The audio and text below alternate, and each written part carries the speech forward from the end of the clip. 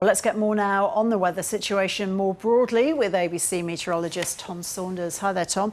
So how much rain has fallen across the states, the southeast rather, during the past 48 hours? Yeah, well, in the past 24 hours, there's been up to 180 millimetres of rain, Ros, in parts of Victoria. Over the past 48 hours, even areas like in outback New South Wales have seen more than 100 millimetres of rain.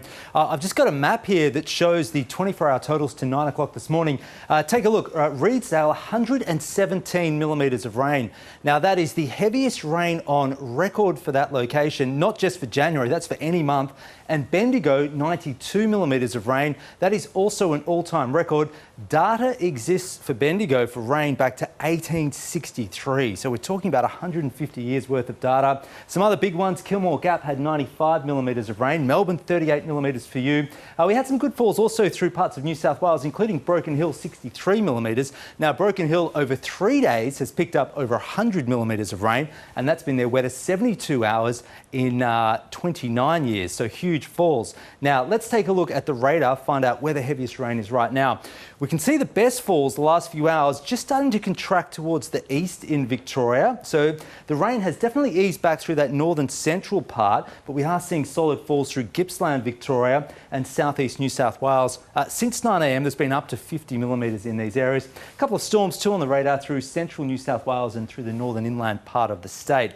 Now, of course, because of all this rain, we have widespread flooding for Victoria. There are dozens of rivers with a flood watch or a flood warning which are in place. Now, the red shows the major flooding, the Campaspe River, you can see north of Melbourne, and then the Goulburn River as well. There is major flood warnings in place, Ros. So where can we expect the heaviest falls in the coming days then, Tom?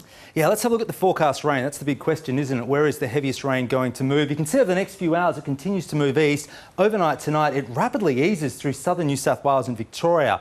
So the warnings for flash flooding are likely to be cancelled. Tomorrow, the heaviest rain shifts to northeast New South Wales and through the southern inland part of Queensland. So that area tomorrow is likely to see some severe thunderstorms with flash flooding, but we're not going to see the widespread 100 millimetre or so falls that we have seen during the past 24 hours further south. So generally, this is all due to a trough interacting with tropical moisture. That trough will weaken as it does move further east, and that's why those totals will just start to drop off the next couple of days.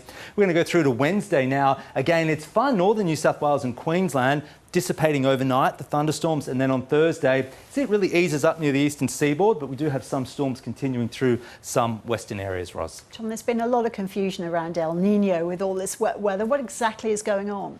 Yeah, Ros, the last couple of weeks, a lot of people have mentioned to me they're surprised how much it's raining considering we have El Nino.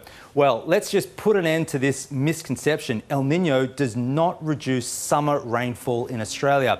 It reduces rainfall in winter and spring, not through summer. And if we look at a map that shows the forecast rain over the next 10 days, the next week, plenty of rain up and down the eastern seaboard of Australia, not just the southeast. We'll have good falls up through to northern Queensland. And finally, on around Thursday this week, the monsoon trough will develop for the first time this wet season.